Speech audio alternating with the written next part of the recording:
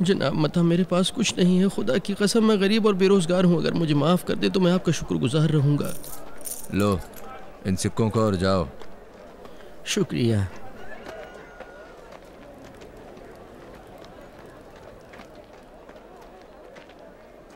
सबको मालूम है तुम गरीबों से टैक्स नहीं लेते हो। अगर रोमियो को मालूम हो गया तो तुम्हारी खाल खींच लेंगे। उन्हें मालूम है कि मैं मालदारों से लेके नुकसान पूरा कर देता हूं। इसकी एक मिसाल वो है, वहां देखो। छोड़ो, छोड़ो मुझे। छोड़ो भाई। आज हुनानिया की बारी है। मैं 5 गरीबों का टैक्स इसकी सोने और चांदी से भरी थैली से हासिल कर लूंगा। कैसी सुहानी सुबह है मता साहब। क्या कहा? यानी कि बेतसैदा के नवाब को चाहिए कि इसके जिम्मे जो टैक्स बाकी रह गए हैं उन्हें जल्द से जल्द जमा कर दे। गलती हो गई मता साहब। गलती हो गई? यानी तुम ये कहना चाहते हो कि कैसर पितरेउस के शोबाई टैक्स के जिम्मेदारों से गलती हो गई? मता साहब, मैं सिर्फ ये कहना चाहता हूँ कि 2 महीने पहले मैंने तमाम टैक्स जमा करा दिए हैं। तुमको हर महीने टैक्स देना चाहिए। पैसा है तो देना होगा हुनानिया के नवाब। तुम्हारी माली मुश्किलात को क्या मुझे ही झेलना होगा? अगर देना चाहते हो तो ठीक है, वरना बुलाऊं? आवाज दूं? ठीक है। अच्छा तो ये लो मलून, ये लो गुंडा टैक्स। यूं ही ये जलील वाले तुमसे नफरत नहीं करते। बदमाश गुंडे, रूमी सादे लोगों के अमवाल हड़प करने वाले, तुम पर लानत हो, लानत हो तुम पर, लानत हो तुम पर, लानत हो तुम पर। अरे तुम तो बहुत बड़े जालिम हो। हुनानिया भी तुम्हारी तरह एक इब्रानी है। ये काम इन कुफ्फार की खिदमत करना है। कुफ्फार? मुझे तो इस इलाके में इन लोगों से ज्यादा बेहतर कोई नजर नहीं आता। यानी तुम इस बात को तरजीह देते हो कि रोमियो के लिए अपने बेगुनाह लोगों से भत्ता लो? भत्ता नहीं बेलिया, बल्कि मैं टैक्स लेता हूं। अगर मैं नहीं लूंगा तो कोई दूसरा आकर ले लेगा। तुम तो हिसाब किताब जानते हो। बेहतर होगा कि हैकल सुलेमान में सर्राफे की दुकान लगा लो। पैसों को रद्दो बदल करो। ये एक बाइज्जत काम है। मुझे इत्मीनान है कि तुम्हारी आमदनी का सिलसिला भी इससे बेहतर होगा। मैं रूमियों की खिदमत को तरजीह दूंगा, लेकिन खानाए खुदा के इर्द गिर्द रहने वाले ताजिरों का एहसान नहीं लूंगा। काफिर हो मता, खुदा की कसम तुम काफिर हो। तुम्हारी नजर में काहिनों और रोमियो में कोई फर्क नहीं है। तुम्हारे काहिन और फरीसी मुझे हैकल तक जाने की इजाजत नहीं देते। चूंकि मैं रूमियों की तरफ से टैक्स जमा करने पर मामूर किया गया हूं, हमारी गवाही कबूल नहीं करते हैं। चूंकि मैं रूमियों की तरफ से टैक्स जमा करता हूं, इसलिए मैं रूमियों की तरफ से टैक्स जमा करने को ही तरजीह दूंगा और हैकल सुलेमान के काहिनों की रोटियों का मोहताज नहीं हूं। इस दौर के जाहिदों और रूमियों के दरमियान क्या फर्क है? सब अपने फायदे की तलाश में हैं। तुम किसी एक ऐसे जाहिद और परहेजगार को दिखाओ जिसके अंदर लालच ना हो। भत्ता लेने वाले मता, उठो। मैंने सही कहा ना कि तुम भत्ता लेते हो?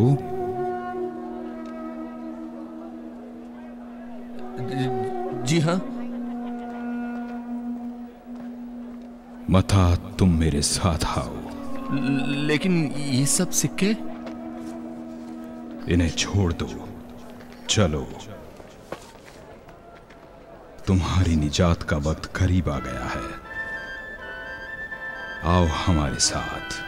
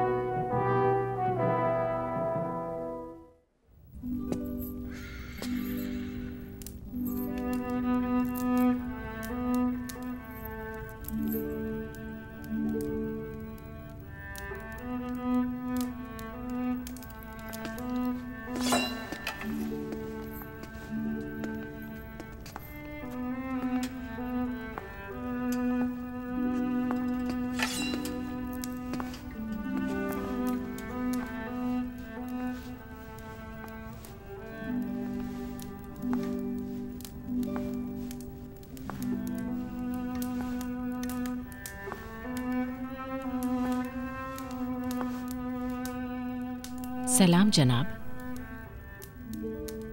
यूलिया, मैं माजरत ख्वाह हूं कि इधर चंद दिनों से तुम्हारी मुलाकात के लिए ना आ सका। इसकी वजह यह थी कि मैं इस किले में बेपनाह मुश्किलात में फंस गया था। मैं समझ रही हूं। यरूशलेम कैसा लगा? तुम्हें पसंद आया? अलबत्ता दमिश्क से ज्यादा खूबसूरत नहीं है, फिर भी तुम्हें थकान का एहसास नहीं हुआ होगा। नहीं, क्या तुम्हें मालूम है ये एक खूबसूरत शहर है। इसके अलावा वो मशरिक और शुमाल के दूसरे शहर कैसरिया, बालबक, प्रोतूस और दरियाए अंताकिया की खुशबू हमेशा मुझे रोम के साहिलों की याद दिलाती रहती है। मुझे भी एक रोज वहीं पर वापस जाना है। क्या ख्याल है? हाँ बिल्कुल, मैं भी तुम्हारी बातों से मुत्तफिक हूं, लेकिन इस शर्त के साथ कि वहां के लोग हमें हमारे हाल पर छोड़ दें। रोजाना मुख्तलिफ गोशों में फितना बर्पा ना करें।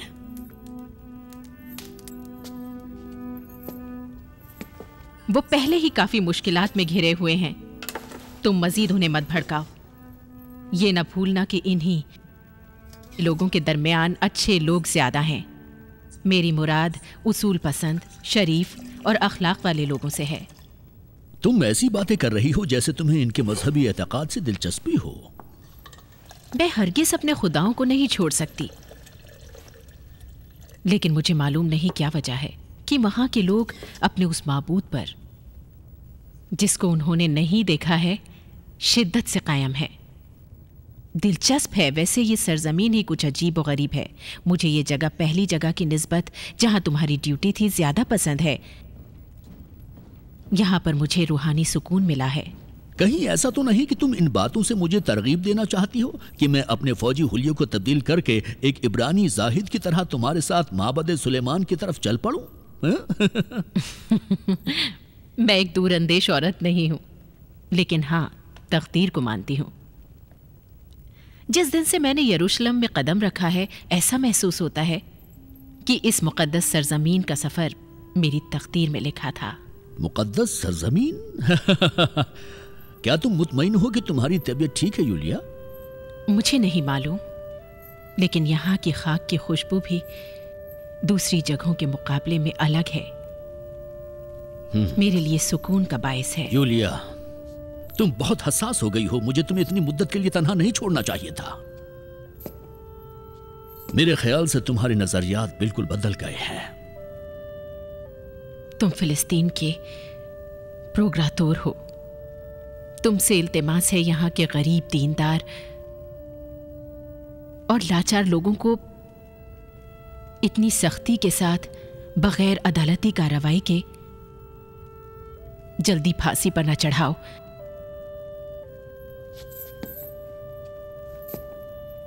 यूलिया, देखो, मैं कैसर का एक सिपाही हूं और मुझे दर्द सर की कोई परवाह नहीं है। हमारी पूरी जिंदगी दर्द सर से भरी हुई है। यूलिया, तुम बहुत बदल गई हो, बहुत बदल गई हो। ये 3 महीने में तुमसे क्या दूर हुआ? ये किस तरह की बातें तुम्हारे जहन में आ गई? तन्हाई ने तुम्हारे जज्बात को मुतासिर किया है। यरूशलेम मेहमान नवाज शहर है। कल रात हम हेरोदस के महल में एक जबरदस्त दावत पर मदऊ हैं। माजरत खां हूँ जनरल, अभी शुमाल के हिफाजती कैंप से इत्तला मिली है कि ज़ेलूत ने शुमाली कैंप पर हमला कर दिया है। नुकसानात बहुत ज्यादा हुए हैं। मजीद फौज की दरखास्त है सरकार। अखाजिन से कहो कि फौरन लश्कर को आमादा करे। मैं भी वहां पर पहुंच रहा हूं। हुजूर, आपका हुक्म सर आंखों पर। तुम घर पर जाकर आराम करो। रोफूस और उसके अफराद घर तक पहुंचा देंगे। मैं चलता हूं, मेरा जाना जरूरी है।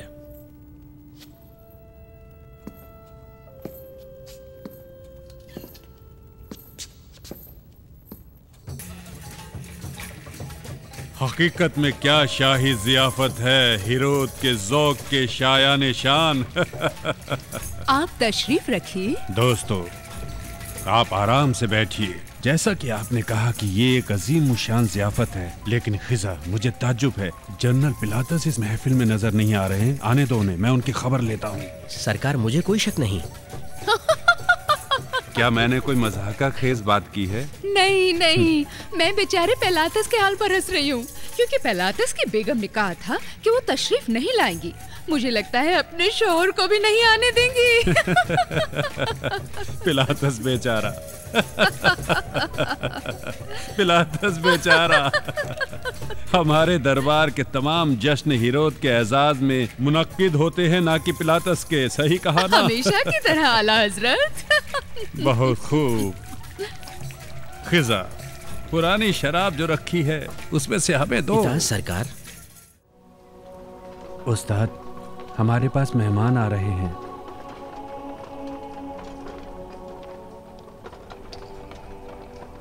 काश वो ना आते। वो एक रूमी है।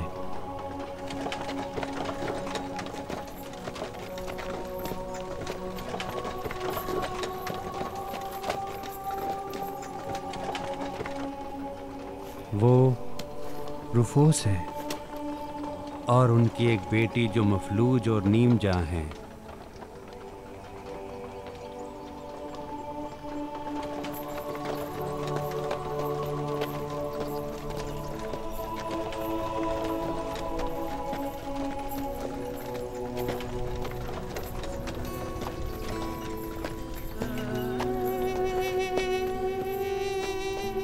ये क्या कर रहा है?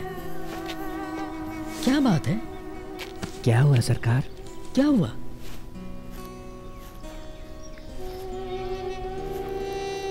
वो एक रूमी है, हमारा दुश्मन है, हमारे ऊपर रहम नहीं करेगा। लगता है उसे उस्ताद से कोई काम है। बिल्कुल सीधे यहीं आ रहा है। मुझे हैरत है कि किस तरह तुमने इतनी आसानी से इस आदमी के बारे में फैसला कर लिया। वो भी तुम्हारी तरह एक इंसान है और हर इंसान को शफकत और मेहरबानी की ज़रूरत होती है। किसे मालूम कि तुम में से कौन शख्स खुदा के नज़दीक ज़्यादा अजीज है।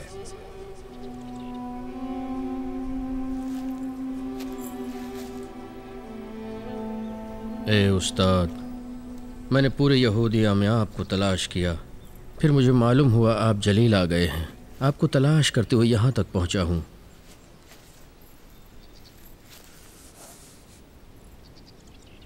एक इल्तिमास है, मगर खुद अपने लिए नहीं। बोलो ऐ सिपाही। कर्नलिया, मेरी बेटी नीचे गाड़ी में सोई हुई है, बहुत दिनों से मरीज़ है। मैंने अपनी पूरी ज़िंदगी का सरमाया खर्च कर दिया, लेकिन वो सिर्फ ढांचे की शक्ल में बाकी है। न तो रास्ता चल पाती है और न जिस्म में कोई हरकत है और न ही कोई बात कर पाती है। तुम्हें मालूम नहीं ऐसा क्यों है? नहीं, वाकई मुझे मालूम नहीं। खुदावंदे आलम ने तुम्हारी बेटी को इसलिए मफलूज किया है क्योंकि तुम खुदा के बेगुनाह बंदों पर जुल्म और सितम करते हो। मुझे उसके पास ले चलो।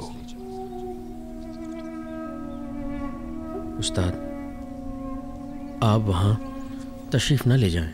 मैं एक मामूली कमांडर हूँ जिसके पास 100 सिपाही हैं। मैं अगर किसी एक से कहूँ कि चले जाओ तो वो जाएगा, और अगर किसी एक से कहूँ कि यहाँ आ जाओ तो फ़ौरन आ जाएगा। आप एक इशारा फरमा दें। सिपाही, तुम बड़े अजीम ईमान के मालिक हो। उस खुदावंदे आलम की कसम जिसके कब्जा कुदरत में हमारी जानें हैं, इस तरह का ईमान पूरे यहूदिया में नहीं देखा। तुम्हारे ईमान ने तुम्हारी बेटी को शिफा दी।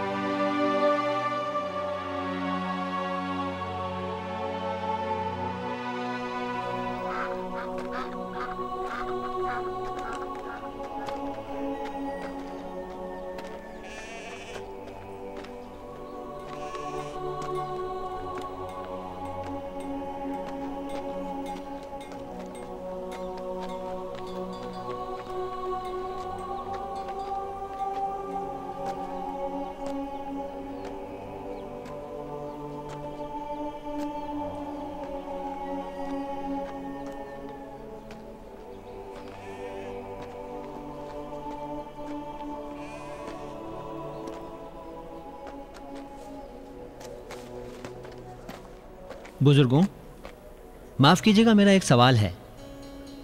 मैं बासरा में मुसाफिर हूँ, यानी मैं यहाँ पर किसी को नहीं पहचानता, लेकिन मैं एक ऐसे आदमी की तलाश में हूँ कि जो... वो ये कहना चाहता है कि भूखा और मुफलिस है। चलो चलें, ये भी एक धोखेबाज है। चलो। माजरत चाहता हूँ, शायद आपको गलत फहमी हुई है। मैं कोई फ़कीर नहीं हूँ, मुझे सदका भी नहीं चाहिए। ये हुई ना बात। मैं ये जानना चाहता हूँ कि आप लोग जनाब मरियम के बेटे हज़रत ईसा के बारे में क्या जानते हैं? आपको जलील का पैगंबर भी कहते हैं। खुदा की पनाह, क्या तुम हीरोदस के जासूस हो?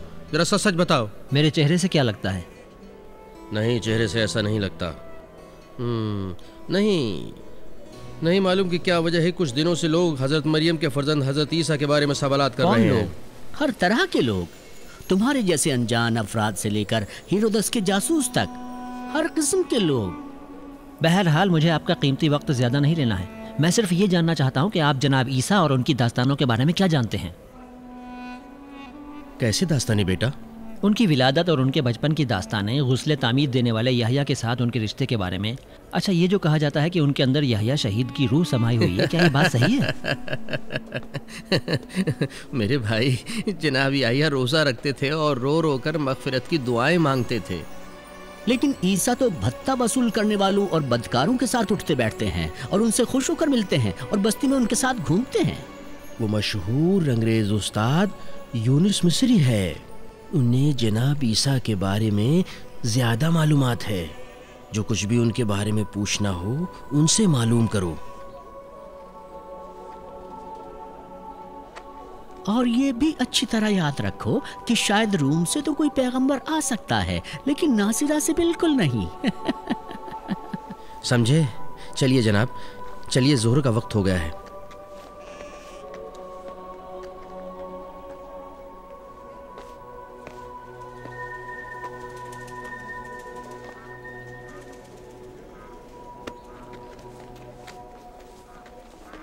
तुम ईसा के बारे में कुछ जानना चाहते हो तो मेरे साथ आओ अजनबी।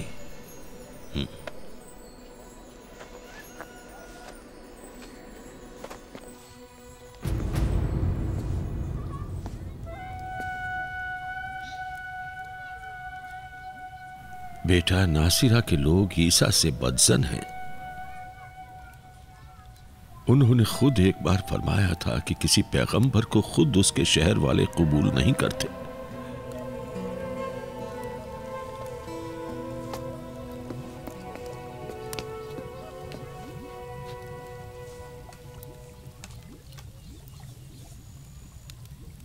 तुम उनके बारे में क्या जानना चाहते हो? ये कि वो पैगंबर हैं या नहीं?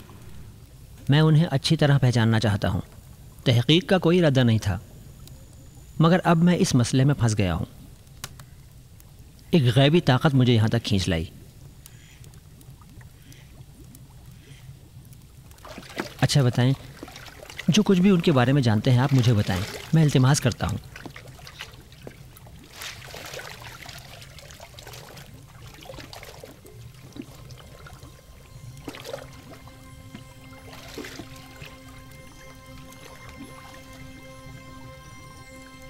पैदाइश के वक्त से ही वो एक अजूबा थे और उनके अंदर सितारों की सी कशिश पाई जाती थी।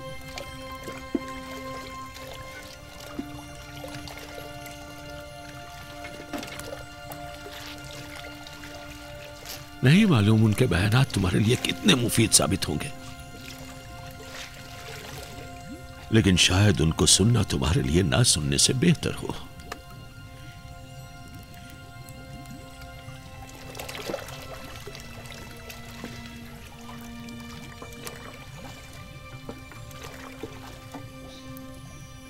इस वाक़े को रूनुमा हुए 20 साल से ज्यादा का अरसा गुजर गया।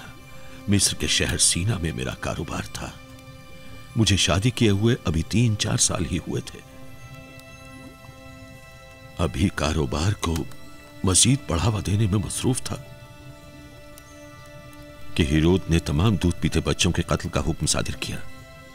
यूसुफ नज्जार जो ईसा और मरियम के साथ मिस्र आए हुए थे, हेरोद के खौफ से शहर सीना में आ गए। उस वक्त ईसा की उम्र 5 साल थी।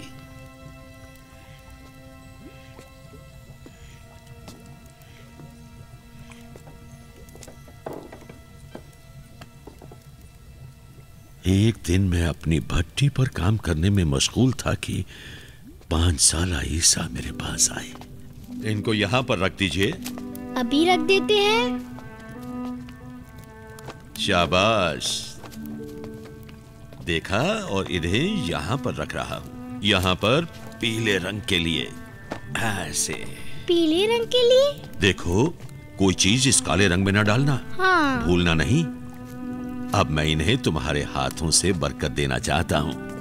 अपने हाथ मुझे दे दो। आओ उस्ताद यूनुस, अपना हाथ इधर लाओ। आओ आओ आओ आओ आओ। जिन कलामों को रंग चुके हो उन्हें मैं ले जा रहा हूँ, क्योंकि मेरे ग्राहक इंतजार कर रहे हैं। अभी आया। ठीक है ठीक है। अच्छा अच्छा, देखो प्यारे ईसा, किसी चीज को हाथ ना लगाना। मैं बहुत जल्द वापस आ जाऊंगा। बस यूं गया और यूं आया। उस्ताद यूनुस, देर हो रही है। तुम बस किसी चीज को हाथ मत लगाना। ईसा बेटा, कोई चीज हौज में नहीं डालना।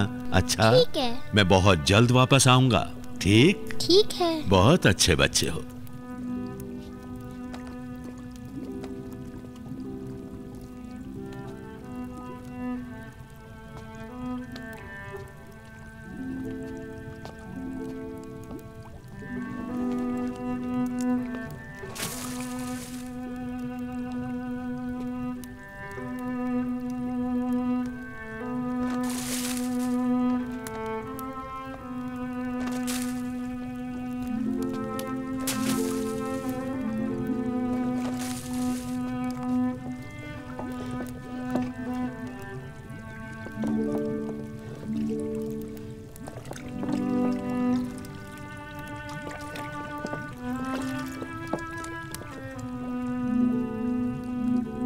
मैंने कलावों को काले रंग में डाल दिया।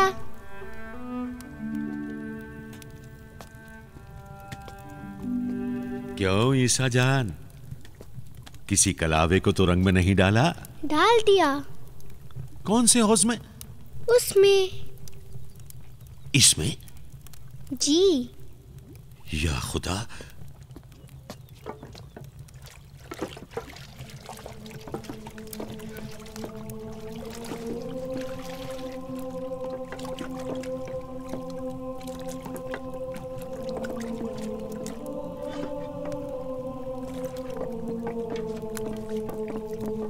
इस काले रंग में डाला है? जी। लानत हो मेरे ऊपर, मैं बर्बाद हो गया। अब मैं लोगों को क्या जवाब दूंगा?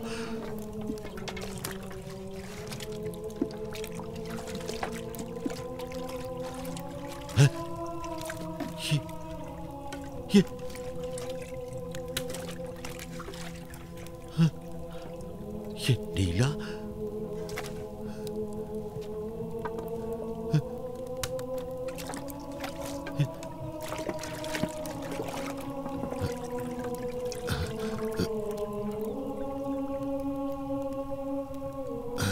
ये पीला, नीला, पीला, नीला।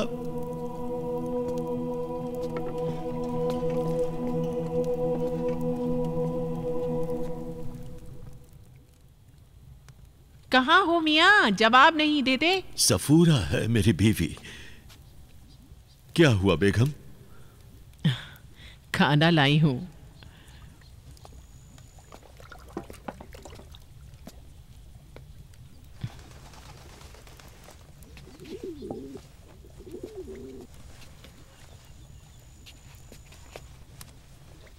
उस्ताद यूनुस, क्या तुम नए मेहमान का तारुफ नहीं कराओगे? हकीकत तो ये है कि मुझे भी अभी नाम नहीं मालूम है। माफ़ कीजिएगा, मैं अपना तारुफ कराना भूल गया। मेरा नाम यहूदा है और मैं इस्कंदरिया का रहने वाला हूँ। सयाह हो?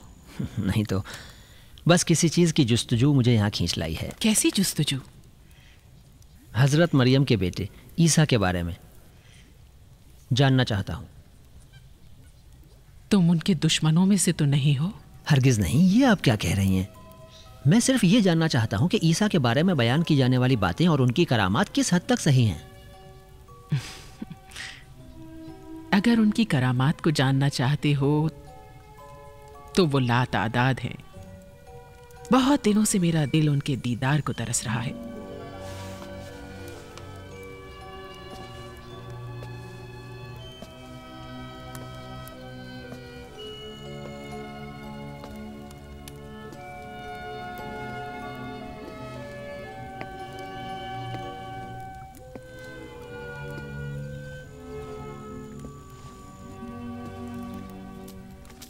मरियम के बेटे में जिन चीज़ों को मैंने देखा है, अगर उन चीज़ों को तुम देख लेते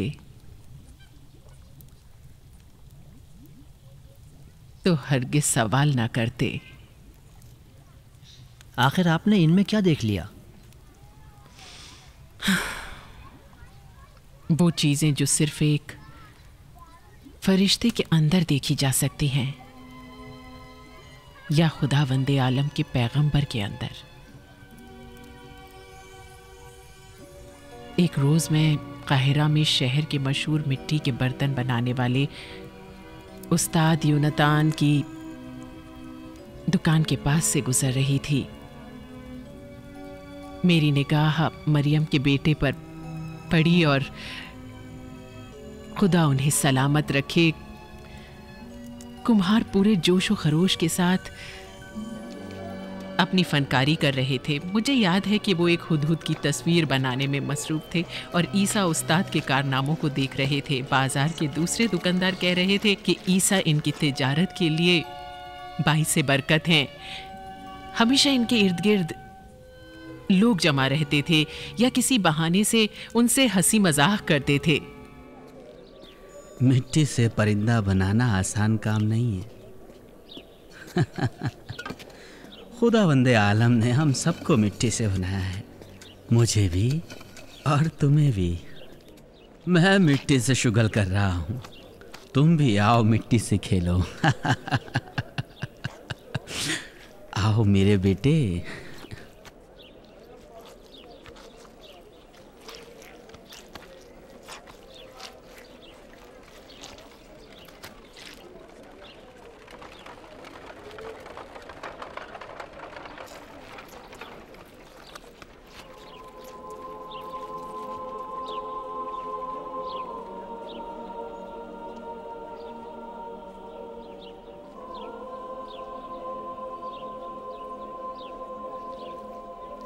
अच्छा, मैं इसमें फूंक मारता हूँ। फूंक? फूंक किस लिए मारोगे? इसलिए कि खुदावन आलम की मशीयत से इसमें जान पड़ जाए।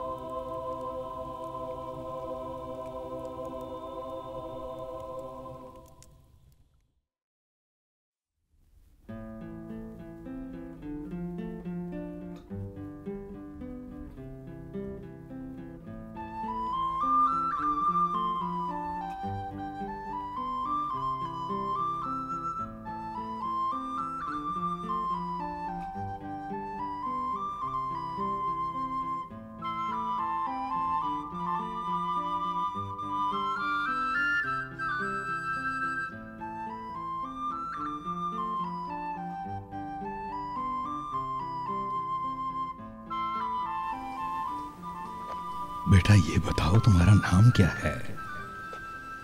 यहूदा। मैं यहाँ पर एक मुसाफिर हूँ। तो फिर मुसाफिरों के दरमियान तुम्हें खुशामदीद कहते हैं।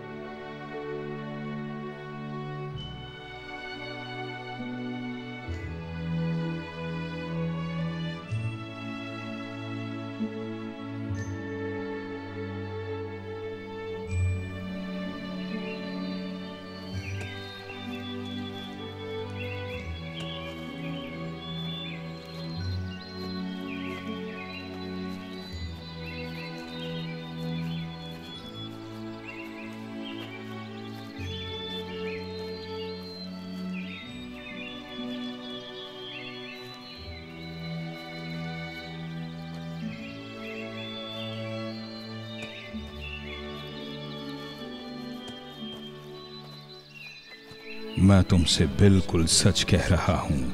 मैं तुम्हें ऐसा इल्म सिखाऊंगा कि जिस पर तुम खुद भी अमल करो और दूसरों को भी तालीम दो। कोई ऐसा इल्म नहीं दूंगा जो खुद पसंदी और तकब्बुर का बाइस हो।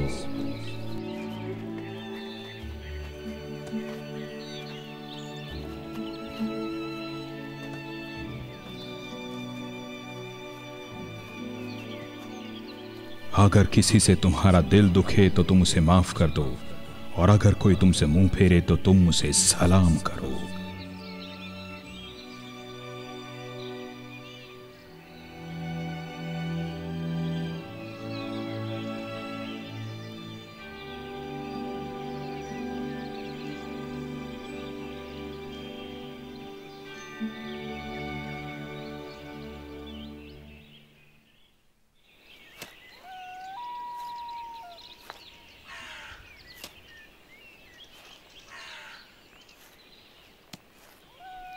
यरूशलेम की पहाड़ियां कहाँ और ये जगह कहाँ? आखिर मैं किस चीज की तलाश में जैतून की पहाड़ी तक आया हूं? क्या हफ्तों की दरबदरी मेरे लिए काफी नहीं है? खैरूत भी वापस नहीं जा सकता। जलूतियों के हाथ लग जाऊंगा, और अगर मैं उनके साथ रहना भी चाहूं तो या तो वो लोग मुझे खुद ही मार डालेंगे, या एक न एक दिन रोमियों के हाथों जर्जटा में सूलियों पर चढ़ा दिया जाऊंगा मैं। आखिर ऐसा क्यों है? अफसोस की बात नहीं कि इतनी खूबसूरत दुनिया में मेरे जैसे आदमियों का कोई हिस्सा ना हो। मैं बेवकूफ आदमी नहीं हूं, बिल्कुल नहीं हूं। सिर्फ मुझे इस जगह पर रहना होगा जहां पर मुझे कोई फायदा हासिल हो। लेकिन आखिर कौन सी जगह, किस तरह?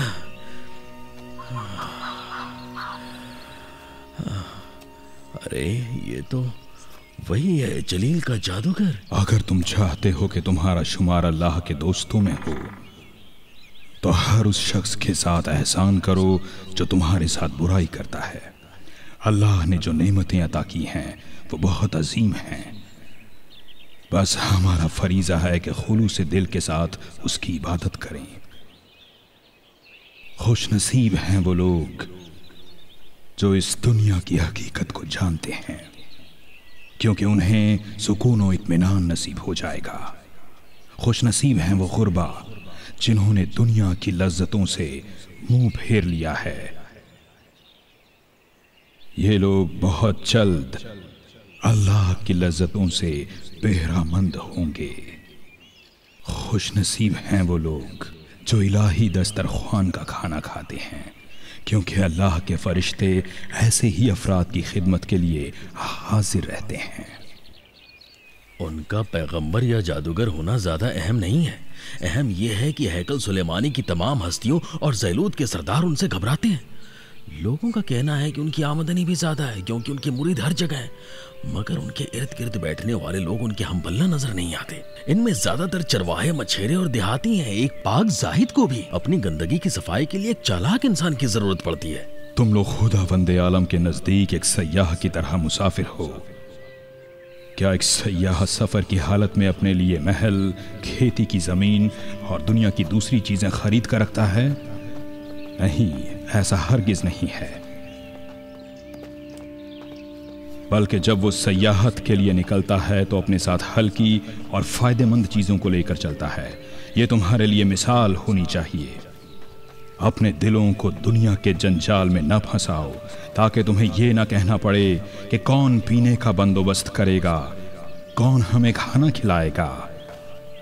बल्कि तुम्हें दरख्तों, परिंदों और फूलों की तरफ देखना चाहिए कि किस तरह खुदावंदे आलम की रहमत उन पर साया फिगन है।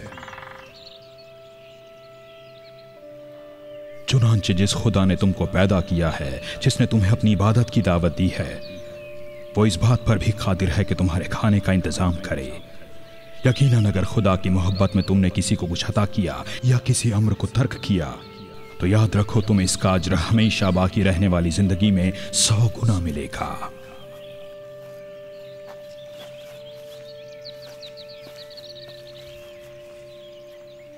ए ईसा, मेरे पास कोई ज्यादा चीज नहीं। मैं चाहती हूँ तुम्हें और तुम्हारे शागिर्दों को ज़ादे राह के तौर पर हदिया करूं। हमारी और अहले कर्या की दुआएं तुम्हारे साथ हैं।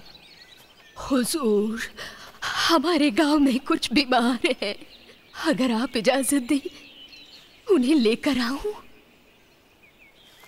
आप रात में हमारे घर पर कयाम कर सकते हैं। गांव यहाँ से दूर नहीं है। क्यों खड़े हो? जाओ, गांव वालों को खबर दो कि जो लोग मरीज हैं उन्हें भी अपने साथ लेकर आए। जी जरूर। खुशामदीद बुजुर्गवार।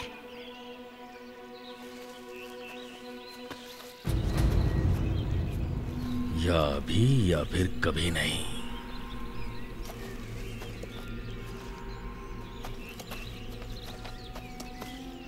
हाँ, बुजुर्गवार, मैं आपके पैर चूमता हूँ। नहीं, खड़े हो जाओ। कौन हो तुम? हे बुजुर्गवार, मेरा नाम है अस्करियोती, यहूदा अस्करियोती। कुछ दिनों मैंने हैकल सुलेमानी के पास दुकानदारी की है, यानी सिक्कों को बेचता और खरीदता था। और कुछ दिनों में ज़ैलूत के बदमाशों के साथ था, यानी रूम को फ़लस्तीन से छुड़ाने के लिए न रूम से फ़लस्तीन को निजात दिलाने के लिए लड़ा करता था। लेकिन इससे कोई फ़ायदा नहीं है। मुझे अब सही रास्ता मिल गया है और अब मैं आपकी खिदमत करना चाहता हूँ, खुदा के पैगंबर। मुझे खादिम की जरूरत नहीं है, बल्कि मैं तो खुद लोगों की खिदमत के लिए आया हूँ। मैं ये वादा करता हूँ बुजुर्गवार कि इस तरह से मैं आपकी पैरवी करूंगा कि आप हरगिज़ भी शर्मिंदा ना होंगे और मुझे कबूल फरमाएंगे।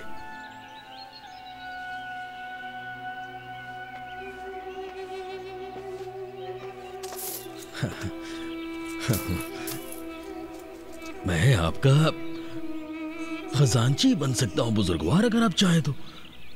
अगरचे मैं कुछ भी नहीं जानता, लेकिन आने जाने वाले लोगों पर नजर तो रख ही सकता हूं मैं।